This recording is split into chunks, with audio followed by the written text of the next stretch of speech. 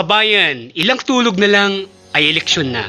Ibig sabihin lamang nito ay malapit ka ng bumoto at ang iyong pagboto ay patunay lamang ng politikal na pakikilahok.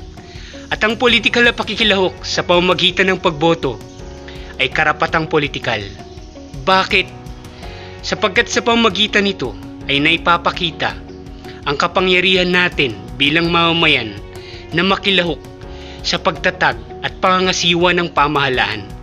Ang karapatang ito ay pinagkaloob ng Estado at ang patunay nito ay ang saligang batas. Nakasaad ito sa Article 5 na pinamagatang suffrage. Ibig sabihin lamang ito, ang mga kwalipikadong mamamayan ay may karapatang bumoto. Kaya sa pamamagitan ng karapatang ito, nasa kamay ng mga mamamayan ang susi sa pagbabago sa lipunan. Sa pamamagitan ng karapatang politikal, hindi lang ang pamahalaan ang may tungkulin na solusyonan ang mga isyu sa lipunan, kundi pati na ang mga mamamayan.